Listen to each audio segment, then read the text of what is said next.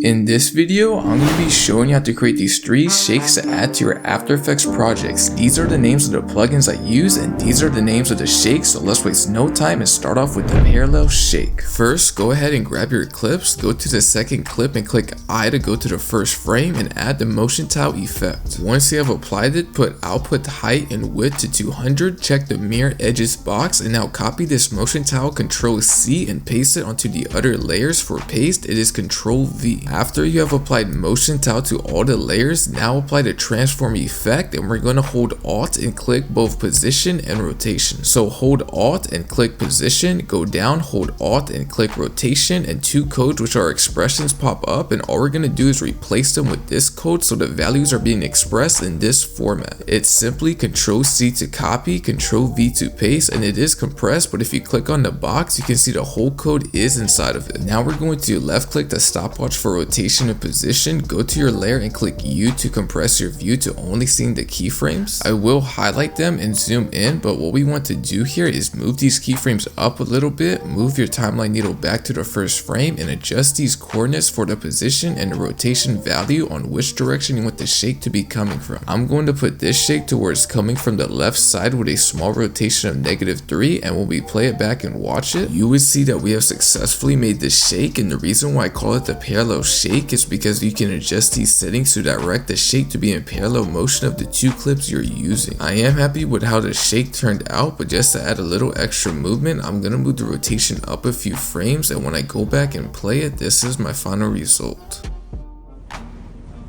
Moving on to the ripple shake, go ahead and grab your clips and move your timeline over to the start of the second clip and add an adjustment layer. To make things easier, I'm going to cut the adjustment layer 20 frames back and 20 frames forward to give me a better starting and ending point, and after I'm done, I'm going to add BCC ripple effect to this adjustment layer. For settings, change animation from auto to PCT done, click on the stopwatch for percentage done and put it to 10. Next, go to the start of the adjustment layer and change percentage done value to 100. Once you have done this on one side, go forward in the timeline to the other side of the adjustment layer and also set this value to 100. When finished placing the values, open up the keyframes, highlight and easy ease them, and go to the graph editor and make your graph look something similar to something like this. Now we have the ripple in place. I'm now just going to add an S shake and apply it to the adjustment layer. We are just going to adjust the amplitude value by setting the middle to 0.8, go back around 10 frames and put the amplitude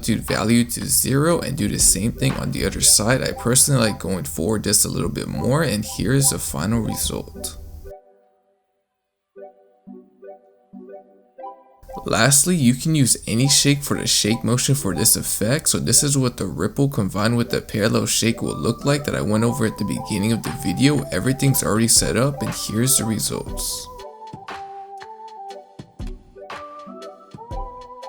Lastly, we are moving on to the hard shake, so jumping straight into it, add brightness and contrast to your first clip, set keyframe for brightness at the beginning of the clip to value 0, next go to the beginning of the second clip and put the brightness value to 100, easy ease the keyframes and add a graph to it. Next, add a BCC directional blur obsolete to the first clip, and for settings, change blur amount to 100, angle to 0, and go ahead and add a keyframe for blur amount at the very beginning of the clip. Move forward a few frames. I went ahead about 10 frames forward and set the second keyframe to value 0. When you are finished, easy ease the keyframes and apply, or make the same graph you did earlier for brightness and contrast and apply it here. For the last effect, we're going to add twitch to the first layer, and for settings, change the amount to 95 and the speed to 35. Go ahead and put a keyframe at the start of the clip for amount, and you want to come down and open this menu that says enable, and we're going to want to check blur and the light checkboxes. Next, come down to operator controls, open slide amount and change the value to 30. When you're done, just find a spot in between directional blur to place a second keyframe. I placed mine about 8 frames out and change the value of amount to 0. Don't forget to easy ease the keyframes with the same graph you did for the other 2 effects so everything is working together seamlessly, and once you have this complete, it's just as easy as copying and pasting the keyframes onto the next clip and adjusting the values. This is what I got for my final results.